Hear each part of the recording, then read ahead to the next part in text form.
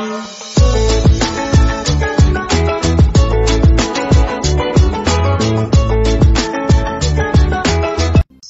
The lord.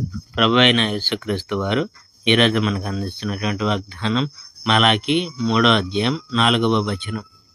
పూర్వపు సంవత్సరములలో ఉండినట్లు నైవేద్యములు యెహోవాకు ఇంపుగా ఉండును. చూడండి, నేను నా సందేశకుని పంపిస్తున్నాను. అతడు నా కోసం మార్గం సిద్ధం చేస్తాడు. అకస్మాత్తుగా మీరు ఎదురు చూసే యజమాని తన ఆలయంలోనికి వచ్చేస్తాడు. అవును, మీరు కోరుకున్న కొత్త ఒడంబడిక దూత నిజంగానే వస్తున్నాడు. సర్వశక్తిమంతుడైన యెహోవా ఈ విషయాలు చెప్పాడు. ఆ సమయాన్ని ఏ వ్యక్తి ఆపలేడు. ఆయన వచ్చినప్పుడు ఆయనకు వ్యతిరేకంగా ఎవరూ నిలబడలేరు. ఆయన మండుతున్న అగ్నిలా ఉంటాడు. ప్రజలు వస్తువులను శుభ్రం చేయుటకు ఉపయోగించే శక్తివంతమైన సబ్బులా ఆయన ఉంటాడు. ఆయన లేవి ప్రజలను శుభ్రపరుస్తాడు. అగ్ని చేత వెండి శుద్ధి చేయబడినట్లు ఆయన వారిని శుద్ధి చేస్తాడు. స్వచ్ఛమైన బంగారంలా వెండిలా ఆయన వారిని చేస్తాడు. అప్పుడు వారు యెహోవాకు కానుకలు తీసుకొని వస్తారు. వాటిని సరైన పద్ధతిలో వారు చేస్తారు.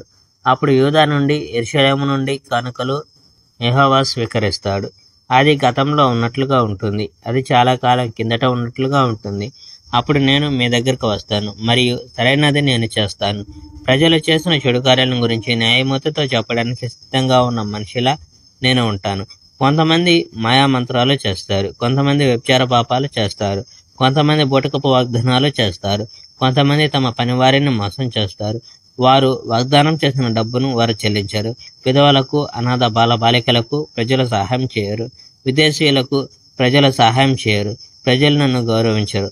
సర్వశక్తిమంతుడైన యెహోవా ఈ విషయాలు చెప్పాడు. Praise the lord. May God bless our India.